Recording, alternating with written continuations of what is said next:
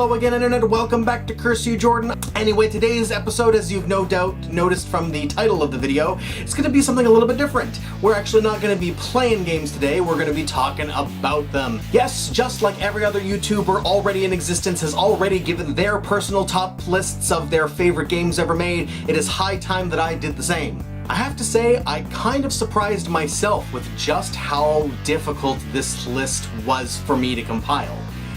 Even trying to decide how many titles I wanted to even include on this list was a challenge. And then once I had my short list down, then trying to whittle that down to a short list, and then rearranging the titles up and above this one. No, that one I don't really like it quite as much as that one, but maybe this one should be shoved around here, and it was just a nightmare. I've spent actually a surprising amount of time getting this list honed just the way that I like it, but I think that I've got it. Now, while this probably does go without saying, I'm going to state it anyway just for the record that this is, of course, just a personal list. I don't in any way whatsoever mean to imply that I think that these are necessarily the greatest games ever made, although in some cases I do think so. But this is just a list of games that, for me personally, either I've had the most fun with, that I've been the most impressed with, that have meant the most to me over the years. Just the ones that I find myself coming back to again and again and again over the years. Also, it should be noted that my tastes, while very eclectic, are also at the same time kind of specific. I like a wide range of stuff, and yet at the same time I do know what I like.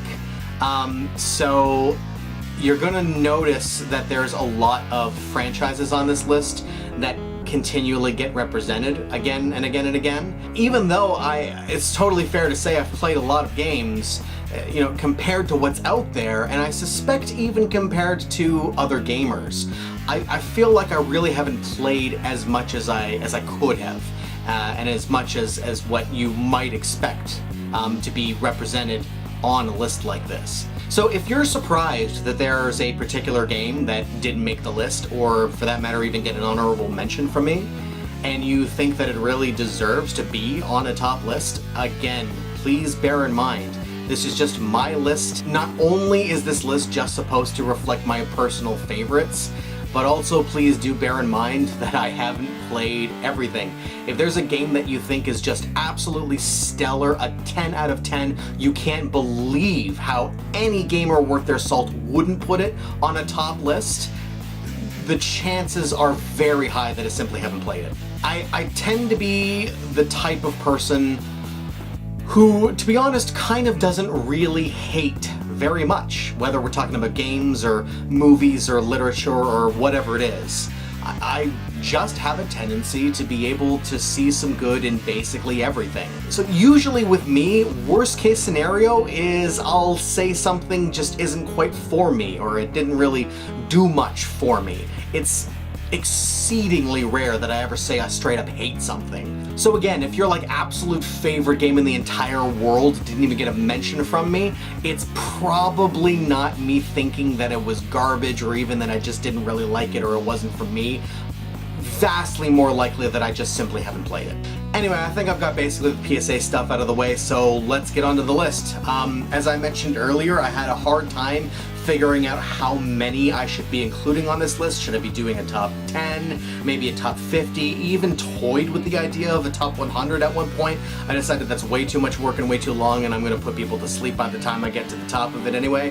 In fact, I think at one point, if I remember correctly, I even mentioned on my Facebook and Twitter that this was originally going to be a top 25. I eventually decided to bump that up to 30 just so that I could round it out in a nice 3-part series covering 10 games every part.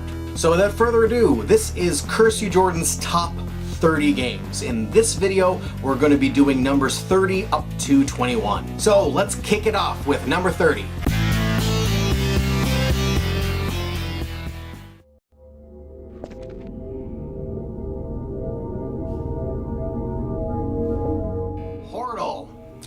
God, I love this game. As you can see, even playing on my YouTube channel just behind me, Portal was the first game that I ever played on this channel.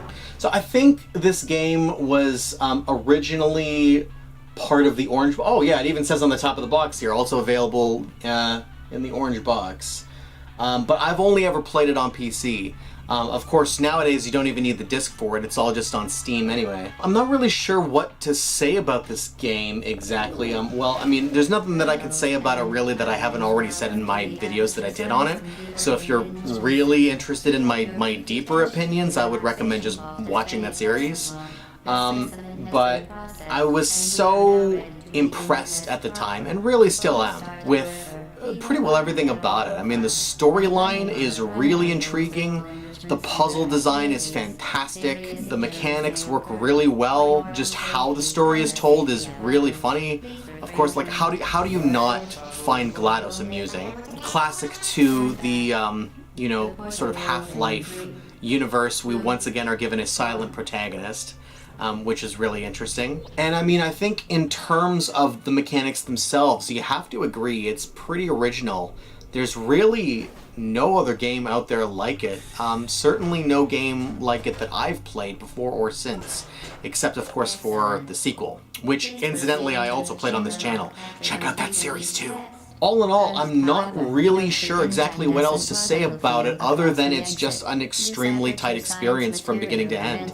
The only real criticism I can think of off the top of my head is its length. It is pretty short. The first time you play it, it might take you anywhere from 4 to 6 hours maybe, but once you've played through it a number of times, you get really practiced and experienced, you can blow through it in an hour and a half. Having said all that, it's still good enough to just barely squeak into my top 30 list.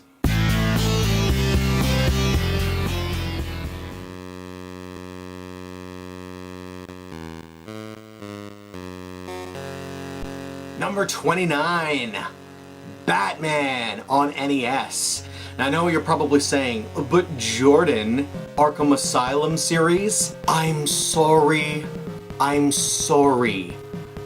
haven't played them. I love everything about this game. This is one of those games that really defines that NES hard label. It is tough. The first level is not too bad. You can probably make it through it easy enough on your first attempt. But after that, boy, it is all uphill. But not only the NES hard aspect of it that is definitive for me, but also, and this is totally a subjective thing, but the NES aesthetic. I just think that graphically, it just feels so much like an NES game. Not just 8-bit, but NES. I don't really know how to explain it exactly. Just something about how it looks, something about the graphics, those bright, harsh colors against that dark, harsh black background. Everything feels lit up somehow. Everything is alive and vibrant, and it seems like it has this almost, for lack of a better way of putting it, a kind of a cyberpunk aesthetic to it, a sort of futuristic feel. I mean, even Batman himself isn't even black. He's like got this neon, vibrant purple. Plus the animations themselves are smooth as shit, as smooth as it gets on this console. And oh my god, don't even get me started on the music. It's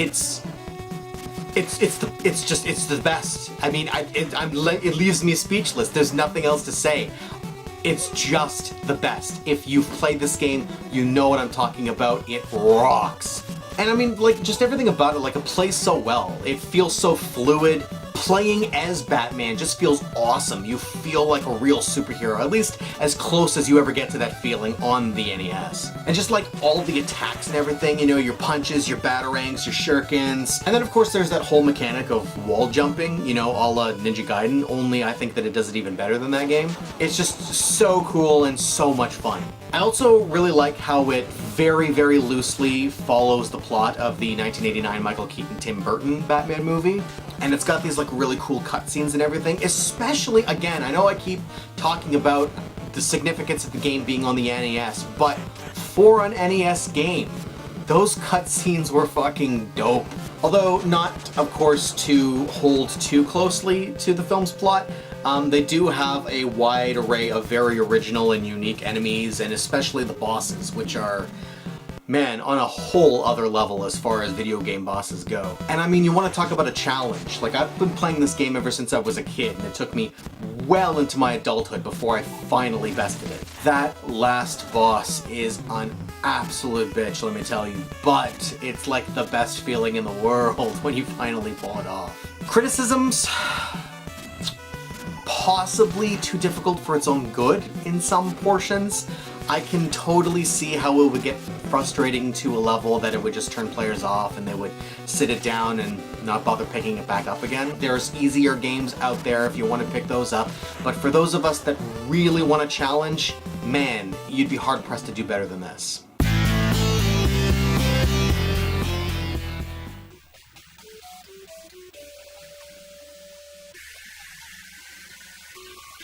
Number 28. Aladdin. Specifically, Aladdin on the Sega Genesis. This is one of those games that had versions of the game be released simultaneously on the Super Nintendo, and yet for some reason both versions were totally different. I was a Genesis kid growing up. I didn't have SNES until I bought one used many years later. So when I was a kid, this was the one that I played growing up. And now having played both, it's tough to say how much nostalgia plays into this. I'm not sure that it is entirely possible to ever truly remove nostalgia as a factor. But with that having been said, I like to think that I've done my due diligence and given both games as fair and objective as a shot as it is possible for a person to do, and in the end, I gotta say, I just prefer this one way more. The adventure is so much fun. Aladdin controls so well. Just the controls are so tight, so fluid.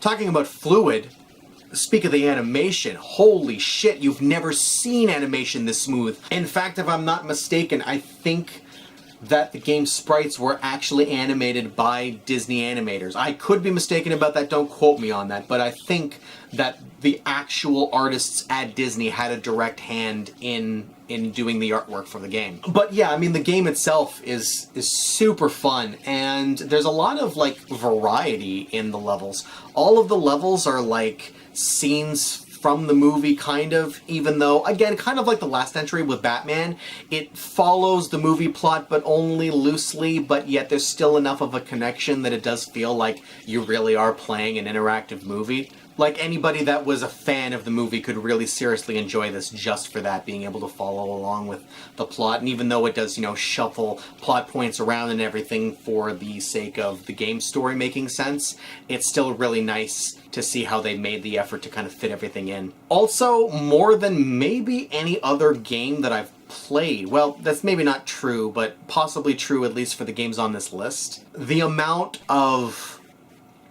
Easter eggs in the game that the artists placed in there, it's hilarious. The game does an amazing job not only of adapting the plot of the movie, but also of really preserving the movie's same sense of humor that it has. It is hysterical. And like, the humor isn't just preserved as part of the plot, but really in the game mechanics themselves. It's just really very, very funny to see how Aladdin interacts with all of the enemies and objects within the game. It also is really nice how they like themed everything, so like the bonus levels let you play as Abu, and the bonus rounds after a level is like a genie's slot machine, stuff like that. Plus, and you know, not that this necessarily makes it a better game on its own, but it has to be said in terms of comparing it directly to its SNES counterpart, you can actually use your sword and aren't limited to just throwing apples, which you also can do in this game. So I mean, like, you know, don't get me wrong, the SNES game is great, so I think at the end of the day, really, it just comes down to what your preferred playstyle is like.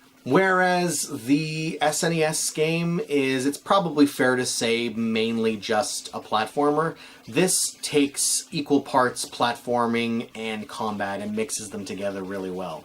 Plus, for the first time ever, it gives you some insight into what it actually looks like inside the genie's lamp, and that's a whole other kettle of fish. Oh man, and don't forget about that super cool magic carpet level. That was awesome. I know a lot of people get very frustrated with that level, but let's be fair. Number one, it's not that hard. Number two, the locations of the rocks aren't actually randomized. They're in the same place every time, so if you pay close attention, you can memorize them. Besides, you don't even have to memorize them. Just pay attention to the up and down finger pointing you exactly where to go. You'll be fine. Plus, I think it does a really good job of living up to that cliche of being easy to pick up but difficult to master.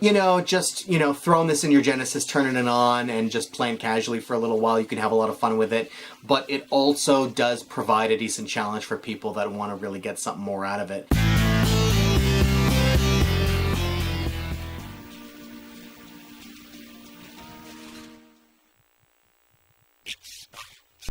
Number 27, The Lion King.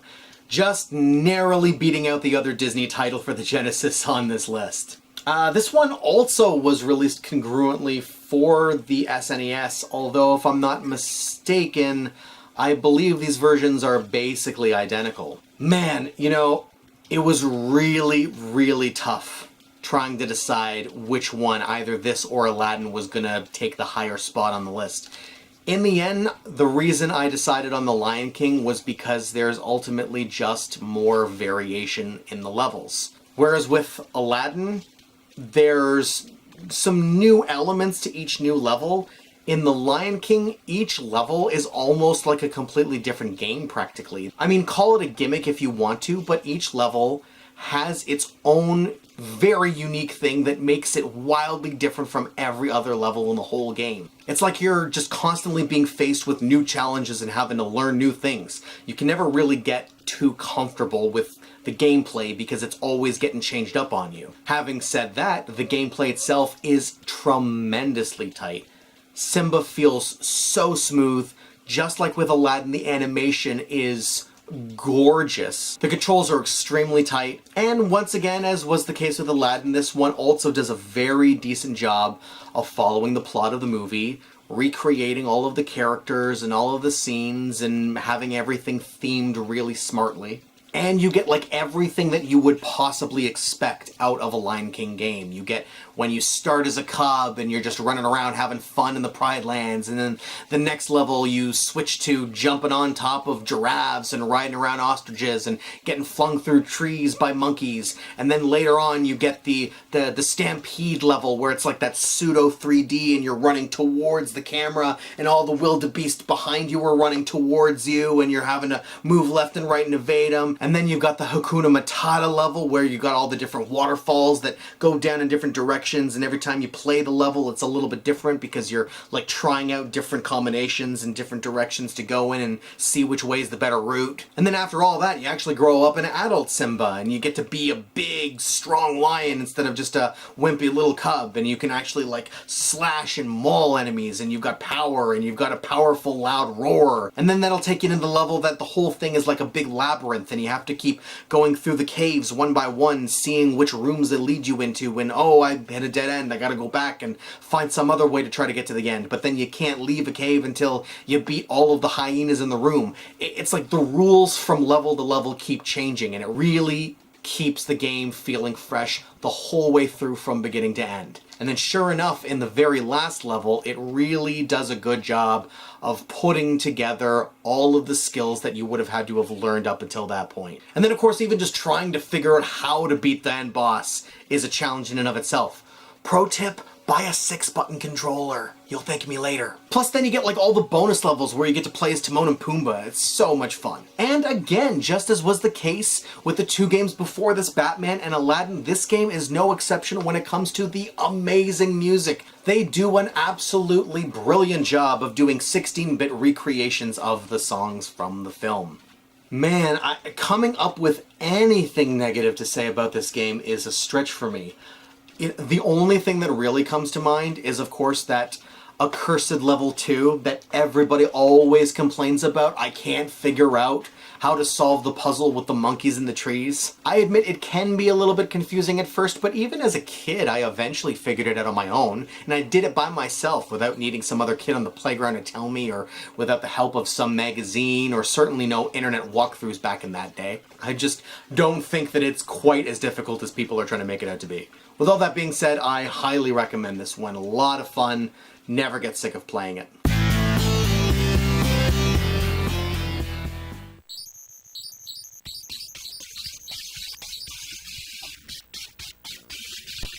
Number 26, Sonic the Hedgehog 2.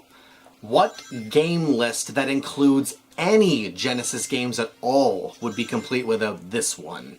This was the first Genesis game that I ever played. In fact, when I got my Genesis, it came with it, as you can see there on the cover of the game, not for resale, because it was packed in with it. My God, I played the hell out of this game. It's probably fair to say I've played this game more than any other game on that system.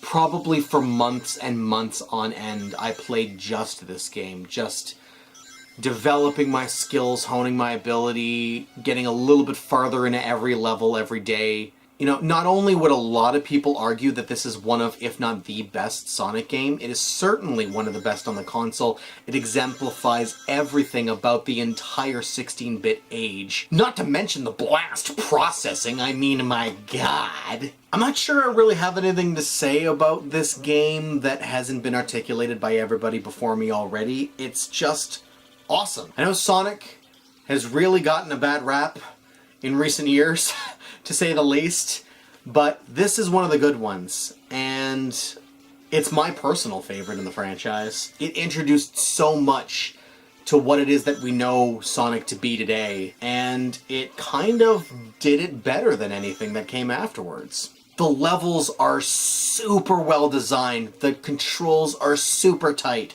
the graphics are bright and colorful and vivid and fluid. And once again, the music is astonishingly good. Downsides? I don't know, that's a tough one for me. It did attempt to introduce a multiplayer element, which was bold of them to give it the attempt, but I have to say, it really kind of sucks. It's not particularly fun at all. I think my brother and I messed around with it for all of 10 minutes before we decided to move on to other things. Other than that, the one-player game as it is an undeniable classic. This one's gotta be in your collection if you're at all interested in Genesis.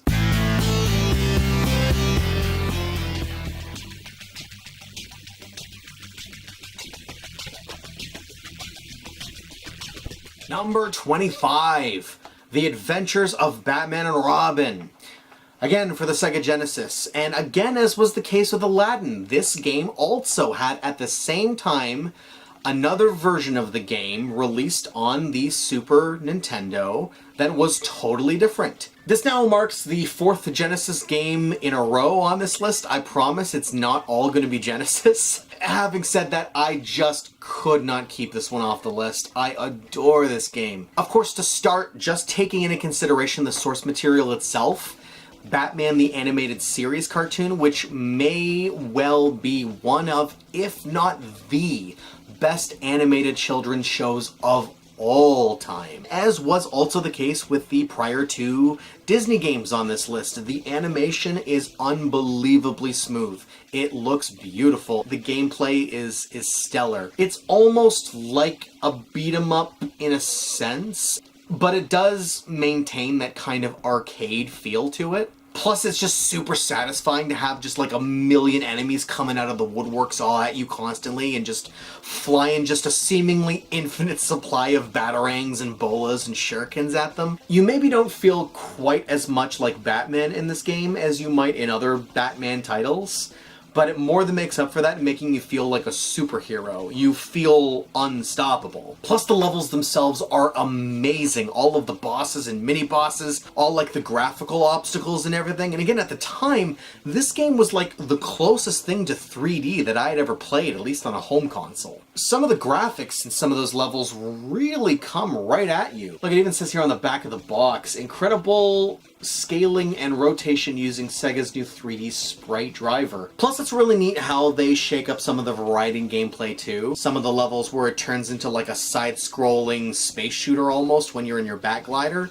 And then there's parts of levels where you get to use this weird sort of jet-powered hover chair thing. I don't even know exactly what it is, but it's a hell of a lot of fun. And then there's that absolutely insane, mind-blowing Mad Hatter boss level. My god, that is so cool. And you know, now that I bring that up, I'm also reminded of the difficulty of this game. Again, first level, not so bad, but even with the second level, they really kick it up a notch and it only goes uphill from there.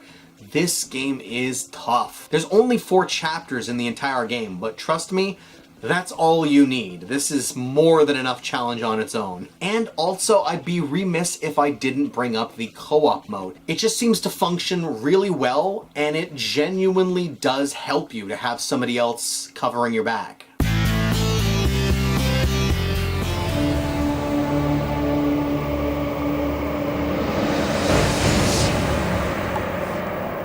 Number 24.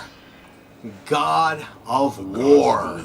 Man, I still remember the first time playing this game. It was unlike anything. By today's standards, it's hardly the most violent game out there. In fact, depending on what franchise you're talking about, it almost seems downright tame. But at the time, this was the bloodiest, goriest, and most disturbing game I had ever played. I instantly fell in love with this game so hard. I probably at the time would have considered it my #1 favorite game. Since then, over the years, I feel like it's depreciated a little bit, but not so much that it doesn't still make my top list. This game is absolutely brilliant from top to bottom.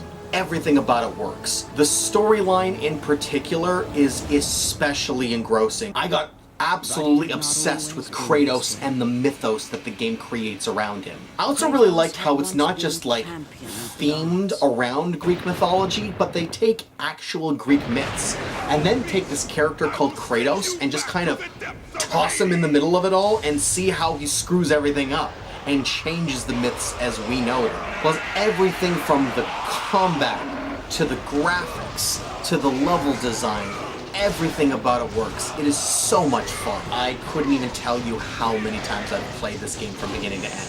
This game is nothing but awesome, and I can't recommend it highly enough. I will say this, there are times in the game when the combat can feel a little tired and stale, but it's so much fun and engaging that you kind of just naturally overlook it. Also, you know, a criticism that this franchise has gotten over and over again is how much it relies on QuickTime events. Number 1, I hardly think that it relies on QuickTime events. Number 2, I don't think that it's anywhere near as prevalent in the game or, in fact, the series as people seem to remember it being. And number 3, it's really not that big of a deal. I mean, usually you only need to pull off the QuickTime event as a means of getting some additional bonus attack that makes you be able to defeat them better or gain new rewards as a result of you having defeated the enemy that way. But you're not beholden to that most of the time. You can still beat enemies however you want. I guess to each their own, but personally it's never really bothered me that much. It's pretty safe to say that God of War is now easily my favorite gaming franchise. And even though this particular title is no longer my favorite one in that franchise, it is always going to hold a very special place in my heart.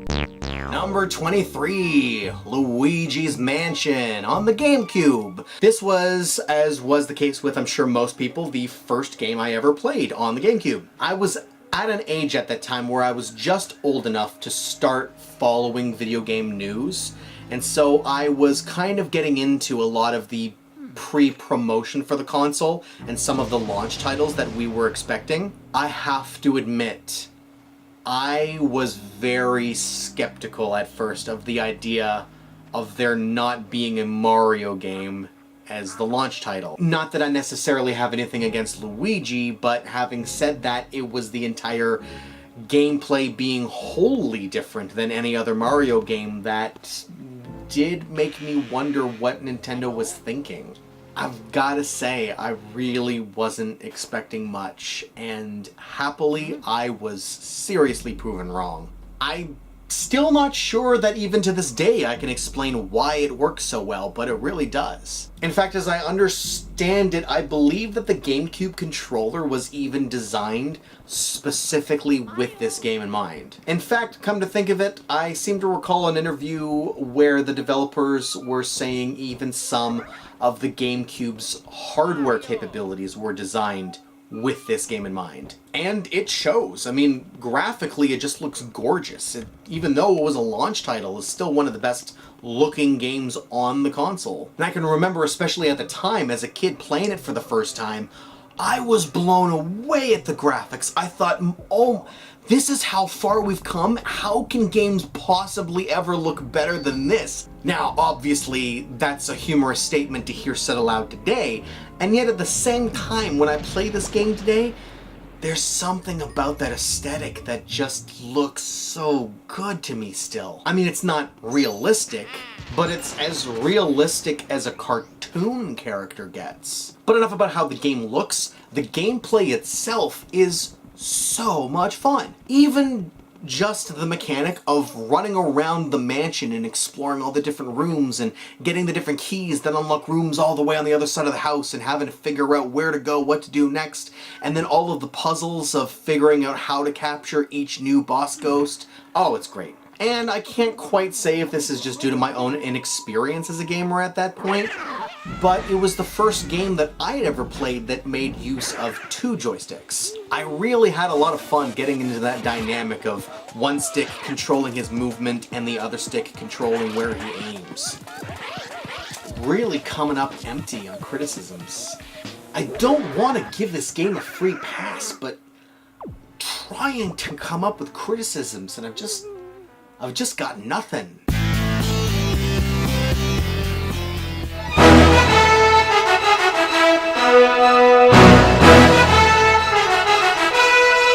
Number 22, Jet Force Gemini. Holy hell do I love this game. I just want to say something. It really kind of sticks in my craw how everybody always talks about Rare, and then they bring up every single Rare game ever made in existence. Except this one. I don't understand why this game doesn't get more love. True. This game is hard as shit, and I understand how that can be a turnoff for people. Also, I'm not totally sure about this, but I feel like this game was released fairly late in the N64 life cycle, so that could also have had something to do potentially with its popularity. But my god, people just don't know what they've been missing. And I feel like I can say that pretty confidently because anytime I hear people that actually do bring this game up, they've invariably got nothing but good things to say about it. This game is everything that you would hope a Rare game would be on the platform. It does everything. It's got platforming, action, exploration, combat. Oh, the combat. And oh, what's that? You like games with guns?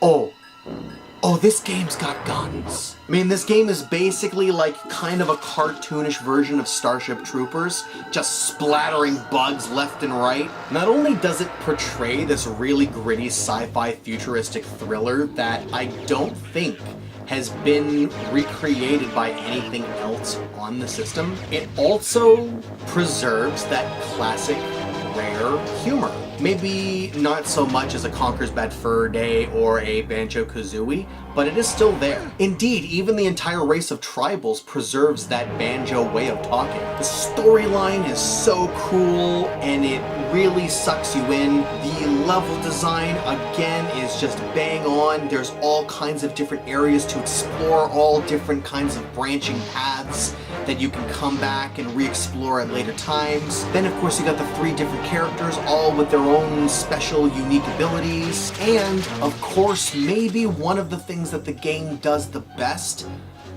atmosphere. I don't even know how to describe it. It's just extremely foreboding. You really feel that you're not just on some adventure, but that it's an adventure that matters.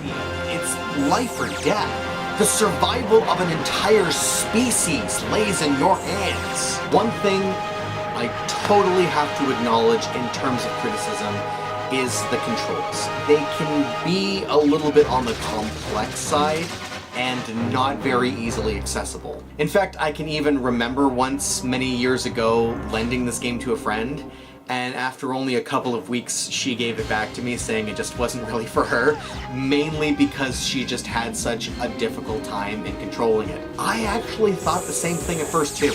My initial experience with the game really just wasn't that enjoyable, and it was mainly due to there being such a steep learning curve with being able to control your character just the way you wanted to. Having said that, once you get more a handle on how the game is really intended to be played, it gets so much better. I'm sure that probably goes without saying to say that you'll like the game more once you learn how to play it, but, well, that's really kind of what it all comes down to. And it shouldn't go without being mentioned, this might be one of the hardest games I've ever played. By no means impossible whatsoever.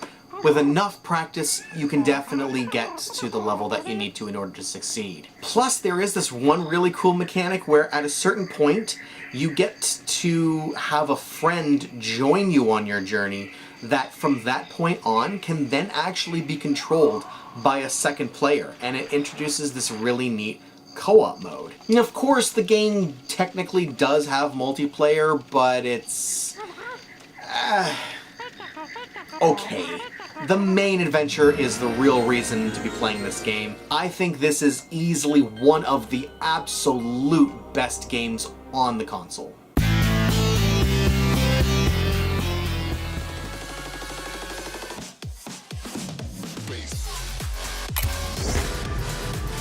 Number 21, Rocket League. This game might not be the absolute best game that I've ever played, but it maybe has one of the most unique concepts ever. I mean, can you even just imagine how that initial pitch had to go? Okay, guys, idea for a new video game. Soccer, right? Okay, stay with me, but the soccer ball is 10 feet tall and the players are rocket-powered race cars. And then everyone on the board sitting around the table is just like, yeah? I mean, how did that guy not sound like he was on drugs? It kind of seems like a miracle to me this game got made in the first place. But having said that, holy hell does it work. I have sunk more hours into this game than almost anything else on this list. And there is good reason for it. I'm not sure that I can accurately describe why it is that it's so addicting, but it is. It's one of those games that gets really kind of dangerous in a way that once you start playing, you get kind of trapped in this loop of, well, just another 5-minute match. And then, well, just one more. It's like the video game equivalent of continuously reaching your hand into the cookie jar for just one more cookie, and then before you realize it, they're all gone. You start playing at maybe 10, 11 o'clock at night just to have a few quick casual matches, and then before you realize it, all of a sudden the sun is coming up.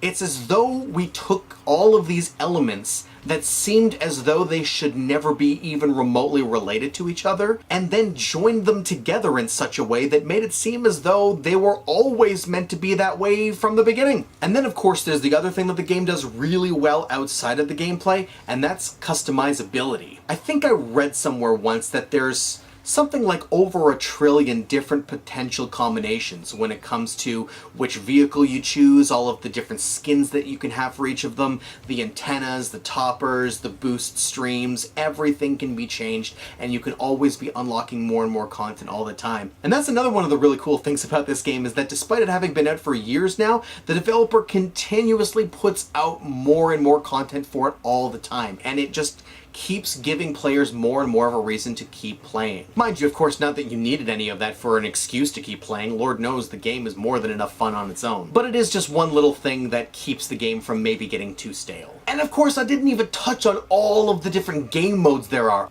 This game is ultra addictive, and it just never gets boring. And you won't play anything else for months. Do yourself a favor and check it out now if you haven't already. And with that note, that tops up this particular portion of the list. We're now a third of the way through.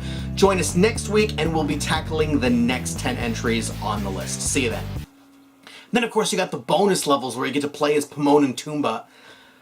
Pomone and Toomba! I said that! I have nothing to say. I have nothing in my defense. I'm gonna kill myself. Is what I'm gonna do.